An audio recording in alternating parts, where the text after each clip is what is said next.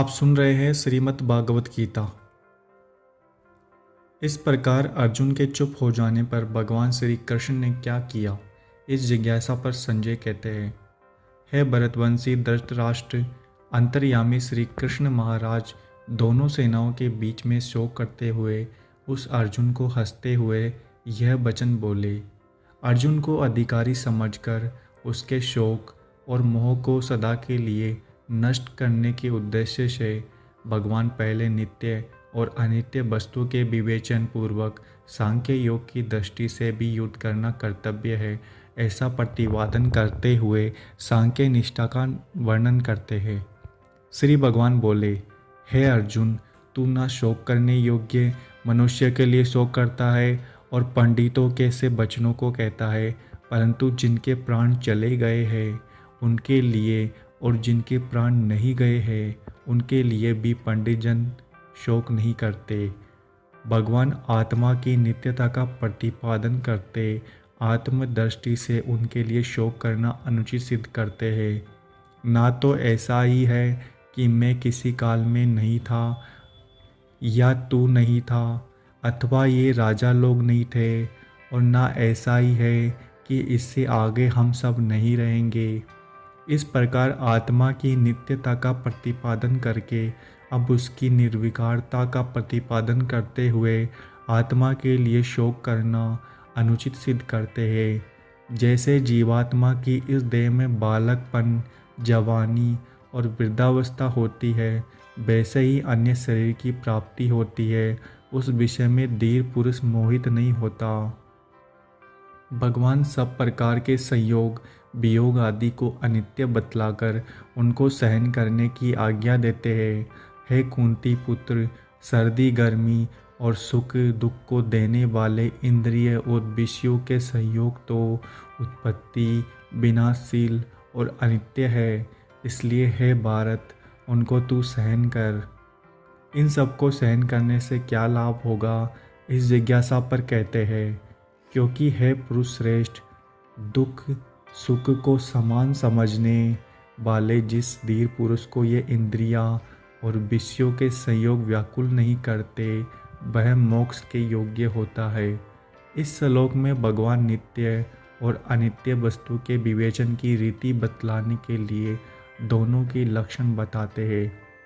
असत वस्तु की तो सत्ता नहीं है और सत्य का अभाव नहीं है। इस प्रकार इन दोनों को ही तत्वज्ञानी पुरुषों द्वारा देखा गया है। पूर्व श्लोक में जिस सत्य तत्व के लिए यह कहा है उसका अभाव नहीं है, वह सत्य तत्व क्या है, इस जिज्ञासा पर कहते हैं। नाश रहित तो तू उसको जान, जिससे यह संपूर्ण जगत दृश्य वर्ग व्याप्त है। इस अविनाशी का विनाश करने में कोई भी समर्थ नहीं है। इस प्रकार सत्य तत्व की व्याख्या हो जाने के अनंतर पूर्वोक्त असत वस्तु क्या है, इस जिज्ञासा पर कहते हैं। इस नाश रहित अपरिमेय नित्य स्वरूप जीवात्मा के सब शरीर नाशवान कहे गए हैं, इसलिए हे भरतवंशी अर्जुन, तू युद्ध कर। अगले श्लोकों में आत्मा को मरने या मारने वाला मानना अज्ञान है, यह कहकर उसका समाधान करते हैं। जो इस आत्मा को मारने वाला समझता है तथा जो इसको मारा मानता है, वे दोनों ही नहीं जानते, क्योंकि यह आत्मा वास्तव में ना तो किसी को मारता है और ना किसी के द्वारा मारा जाता है। पूर्व श्लोक में यह कहा कि आत्मा किसी के द्वारा नहीं मारा जाता। इस पर यह जिज्ञासा होती है कि आत्मा किसी के द्वारा नहीं मारा जाता, इसमें क्या कारण है। इसके उत्तर में भगवान आत्मा में सब प्रकार के विकारों का अभाव बतलाते हुए उसके स्वरूप का प्रतिपादन करते हैं। यह आत्मा किसी काल में भी ना तो जन्मता है और ना मरता ही है, तथा ना यह उत्पन्न होकर फिर होने वाला ही है, क्योंकि यह अजन्मा, नित्य, सनातन और पुरातन है। शरीर के मारे जाने पर भी यह नहीं मारा जाता। 19वें श्लोक में भगवान ने यह बात कही कि आत्मा का ना तो किसी को मारता है ना किसी के द्वारा मारी जाती है, उसके अनुसार 20वें श्लोक में उसे विकार रहित बतलाकर इस बात का प्रतिपादन किया कि वह क्यों नहीं मारा जाता। अब अगले श्लोक में यह बतलाते हैं कि वह किसी को मारता क्यों नहीं। हे पितापुत्र अर्जुन, जो पुरुष इस आत्मा को नाश रहित, नित्य, अजन्मा और अव्यय जानता है, वह पुरुष कैसे किसी को मरवाता है, कैसे किसको मारता है। आत्मा का जो एक शरीर से संबंध छूटकर दूसरे शरीर से संबंध होता है, उसमें उसे अत्यंत कष्ट होता है, अतः उसके लिए शोक करना कैसे अनुचित है। इस पर कहते हैं, जैसे मनुष्य पुराने वस्त्रों को त्याग कर दूसरे नए वस्त्रों को ग्रहण करता है, वैसे ही जीवात्मा पुराने शरीरों को त्याग कर दूसरे नए शरीरों को प्राप्त होता है।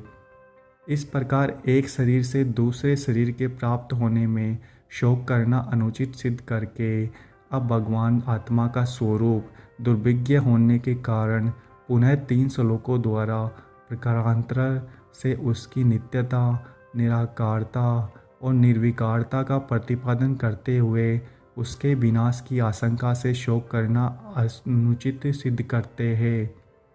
इस आत्मा को शस्त्र आदि नहीं काट सकते, इसको आग नहीं जला सकती, इसको जल नहीं गला सकता और वायु नहीं सुखा सकता, क्योंकि यह आत्मा अछेद्य है, यह आत्मा अदाह्य है, अक्लैज्ञ और निसंदेह अशोष्य है, तथा यह आत्मा नित्य, सर्वव्यापी, अचल, स्थिर रहने वाला, सनातन है।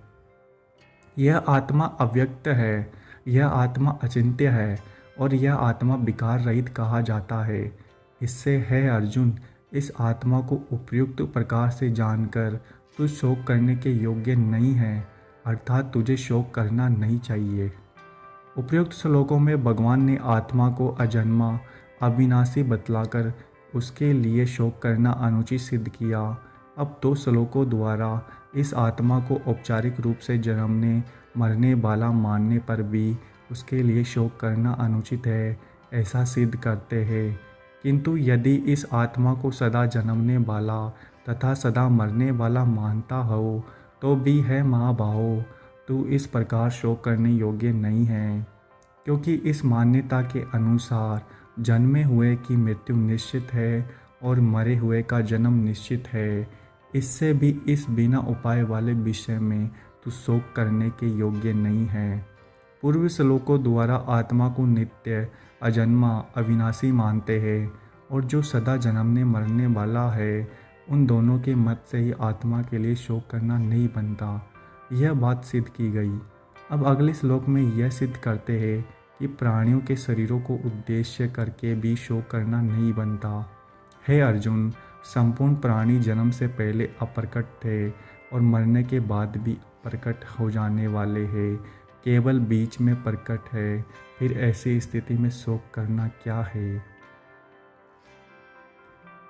आत्मत अगर आपको हमारा यह प्रयास अच्छा लग रहा है तो चैनल को सब्सक्राइब कीजिए, वीडियो को लाइक करें।